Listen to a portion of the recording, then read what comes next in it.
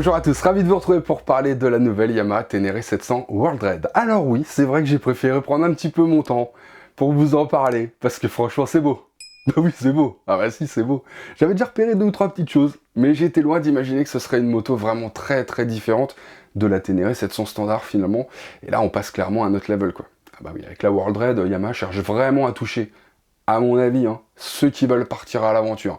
Là, on n'est plus dans le marketing, on est à la limite de la moto de rallye raid, vous allez voir.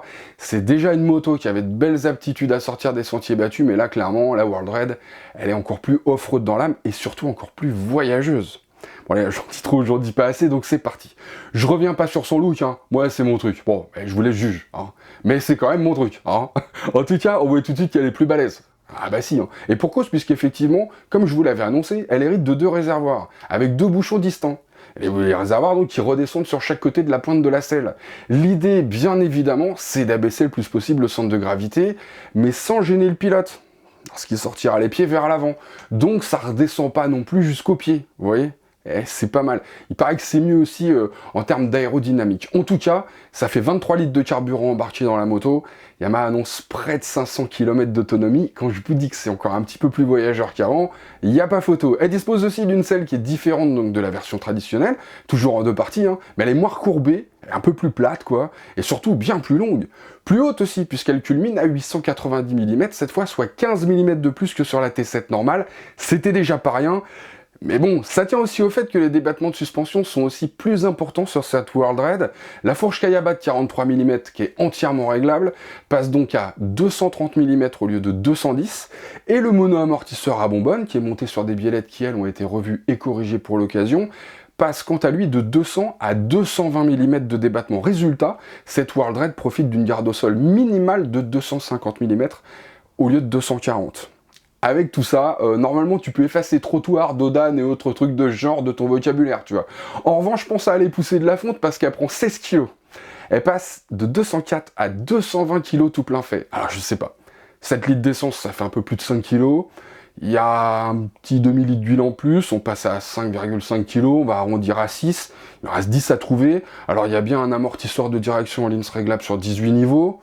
Peut-être un petit peu plus de carénage pour recouvrir le réservoir, qui donc lui aussi est plus grand, donc peut-être plus lourd. Ah, le sabot moteur en 3 parties, ça couvre un peu plus, ça doit être un petit peu plus lourd. La bulle, elle est plus haute de 15 mm, et j'ai l'impression que les déflecteurs sont plus larges aussi. En plus, ils sont amovibles, ça c'est pas mal, mais bon, ça pèse ça, le Lexan, ou je sais pas quel autre polycarbonate ils ont utilisé. Bref, 220 kg dans l'absolu, c'est pas la mort, mais dans la bomba, faut pas avoir des bras en mousse non plus, tu vois.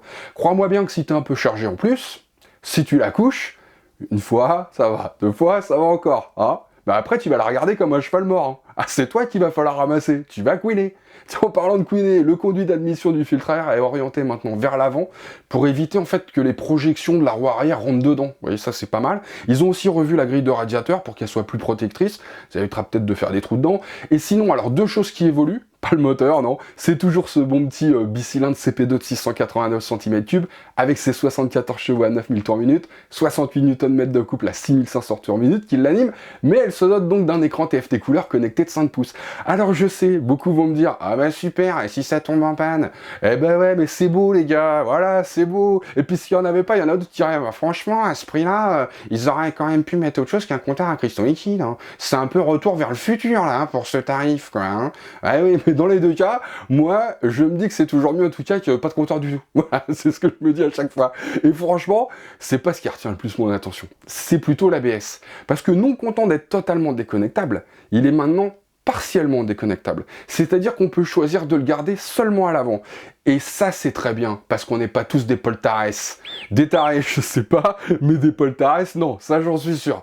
Bon, quoi d'autre? La dispo, c'est mai. Et c'est français, mesdames et mesdemoiselles. Eh oui, c'est fabriqué à Saint-Quentin. C'est où Saint-Quentin? Bah tu vois Dakar. Bah tu vois, juste avant d'arriver à Dakar, tu tournes à droite. Voilà. Bon, puis t'arrives à Saint-Quentin. C'est facile, c'est dans l'Aisne. Tu peux pas te tromper. Absolument. Et le prix, alors attention, là j'ai fait fort. Vous vous souvenez ou pas? Et c'est là que j'ai un atout sur les autres.